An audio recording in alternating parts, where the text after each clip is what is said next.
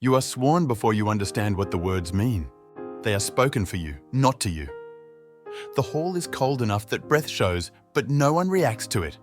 You kneel because the floor is there, because others kneel, because standing has already been decided against you. Your name is said once, quietly, without ceremony. It sounds smaller than you expected. You repeat what you're told to repeat. The oath does not promise victory. It does not promise survival. It promises order, obedience, continuation. You are young enough to think this is stability, old enough to feel the weight of the armor before it ever touches your body. When the sword rests on your shoulder, it is not heavy. That surprises you. You expect pain, pressure, something to mark the moment. Instead, there is only contact, brief, precise, impersonal. The blade does not linger. Neither does anyone else. You stand when you are allowed to stand. From that point on, your life rearranges itself without asking you where anything should go. Your days acquire shape, training, waiting, watching, being present without being addressed. You are given a place to sleep that is not yours.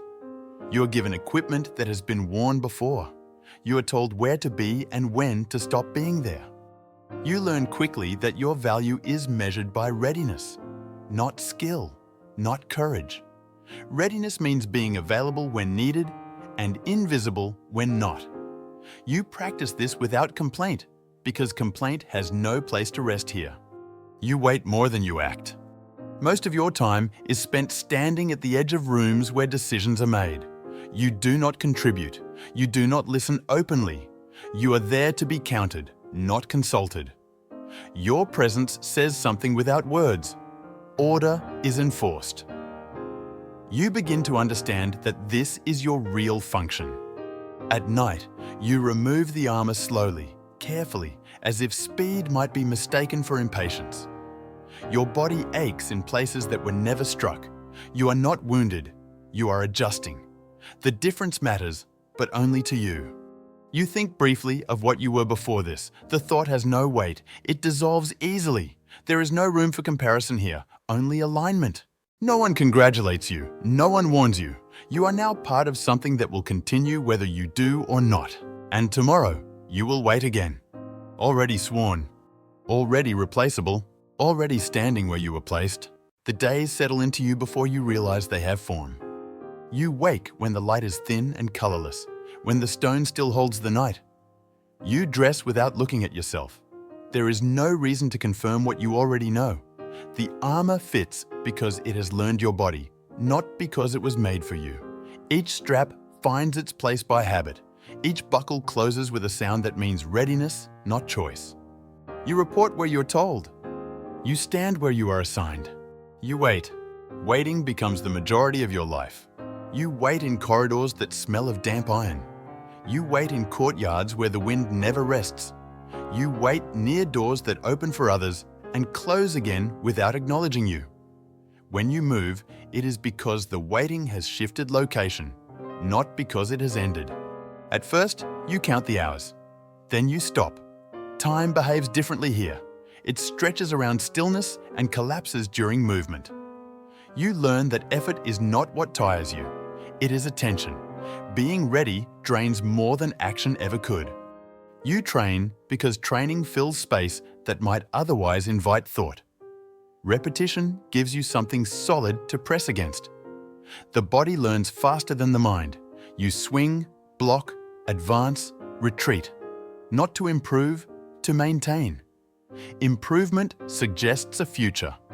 Maintenance suggests continuity. You are praised rarely, corrected often. Both are delivered without emotion. Praise does not warm you.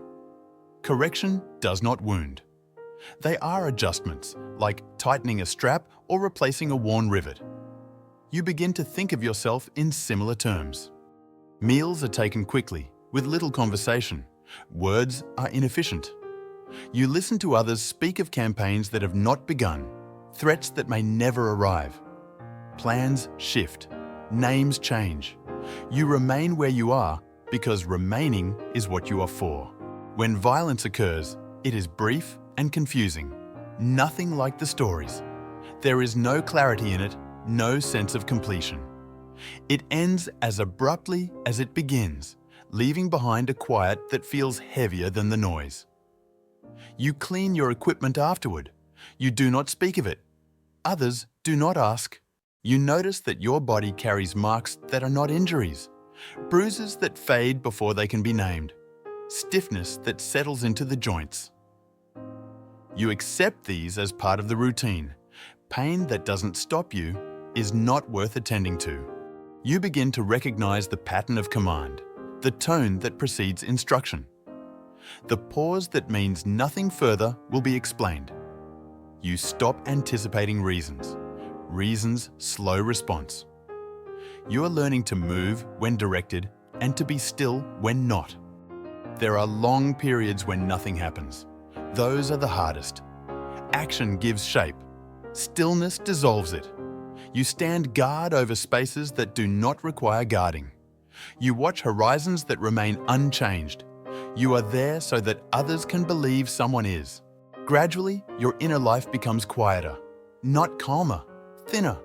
Thoughts arrive less often and leave without resistance. You do not suppress them. You simply stop holding them. The routine does that for you. You realize one day that you have not spoken your own name in a long time. Not aloud, not silently. It has no function here. Names are used to summon. You are summoned by position. When you sleep, you dream of standing. When you wake, the transition feels incomplete, as if you have not fully left one state for the other. The line between duty and rest blurs. Both require the same thing from you, presence without demand. The routine does not feel imposed anymore. It feels accurate. And without noticing the moment it happens, you stop asking yourself what it is all leading toward. You begin to notice that people speak differently when you're near. Not quieter, just narrower. Their words shorten, their pauses lengthen. Conversations continue, but they avoid certain shapes, as if something solid occupies the space between sentences. That something is you. You are close enough to hear, too distant to belong.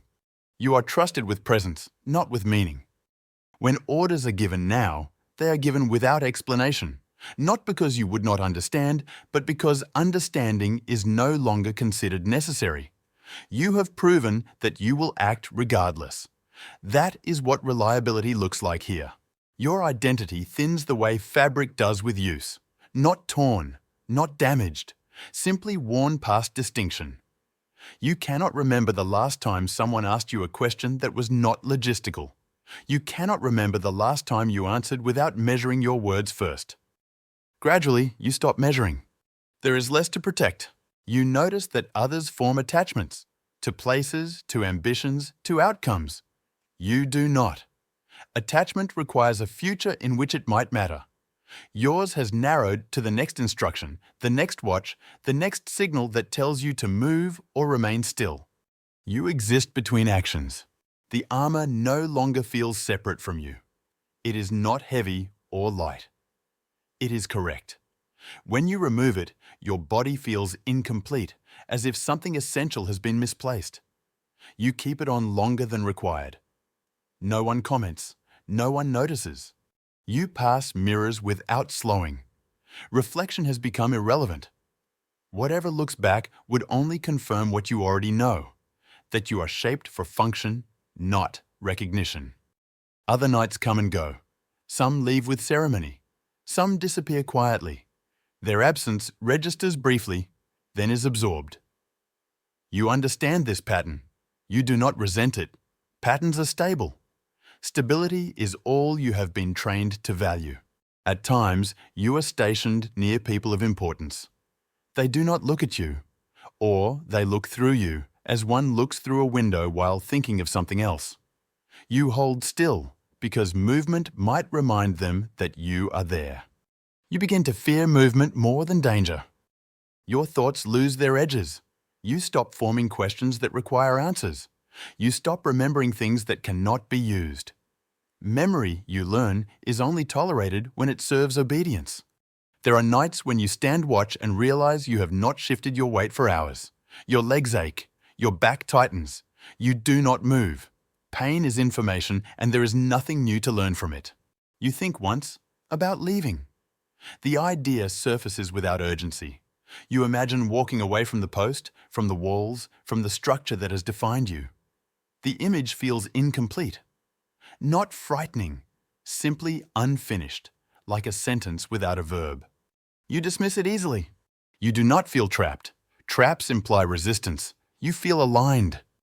You understand now that your presence reassures others not because you will act, but because you are already acting by being there. You are proof that order still occupies space, that someone stands where someone is meant to stand. You no longer know whether you believe in what you serve. Belief requires distance. You are too close.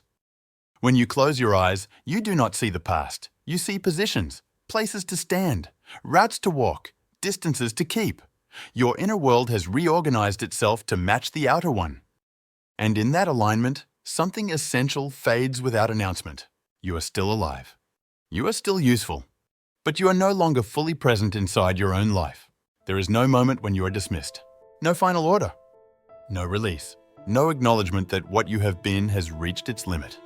You remain in position long after the need for it has thinned. At first, you assume this is temporary. A delay, a change in arrangement that has not yet reached you. You wait with the same discipline you always have. Waiting has never failed you before, but the signals do not return. You notice it slowly, through absence rather than event. Fewer summons, longer stretches where no one checks the corridors you guard. Doors open and close without regard for your presence. The house breathes differently now, as if it has learned to do so without you. You stand where you are assigned until the assignment loses its shape. No one tells you to leave. That is the most precise instruction you have ever been given. You begin to move without direction. Not wandering. Simply continuing past places where you would once have stopped. Corridors extend farther than you remembered. Rooms feel less defined without purpose anchoring you to them. You pass other knights who do not look at you closely enough to recognize whether you belong. You realize you could remove the armor. The thought does not complete itself. The armor has become the boundary of your body. Without it, you would have no outline. You leave it on, not out of loyalty, but because removing it would require deciding who you are without instruction. Decisions were never your training. Days pass, or something like days. The distinction matters less now. You eat when food is near. You sleep when exhaustion interrupts standing. You wake without urgency. The reflex to be ready fades slowly, like a muscle losing strength through disuse. Once, you hear voices raised in tension. Your body responds before your mind does. You turn toward the sound. You take a step, then another. The voices resolve on their own. Laughter follows. You stop where you are, uncertain what you were meant to do next. Nothing calls you forward. You understand then that you are not needed to enforce order anymore. The structure remains, but it no longer requires your presence to believe in itself. You have been absorbed into the walls you guarded. You spend more time standing in places meant to be passed through. Thresholds, corners, edges where presence does not demand explanation. You have learned how to exist without interrupting. At night, you sit with your back against stone and feel the armor press into you. It does not comfort you. It does not burden you. It simply remains as you do. You try to remember the moment you were sworn. The words do not return. The hall does not return. Only the posture remains. Kneeling, rising, standing. The sequence without the reason. You are still alive. You're still intact. But there is nothing left that requires you to be either. Eventually, you stop expecting anything to change. Expectation implies direction. You have none. You are not waiting anymore. Waiting has an object. You are simply present until presence itself thins. Somewhere beyond you, orders are given and followed. New oaths are sworn. New bodies learn how to stand correctly. The system continues without hesitation. You do not resent this. Resentment would mean you believed you were meant for more. You remain where you are, not because you must, and not because you choose to, but because this is what remains after a life shaped entirely by duty. is no longer required to take shape at all.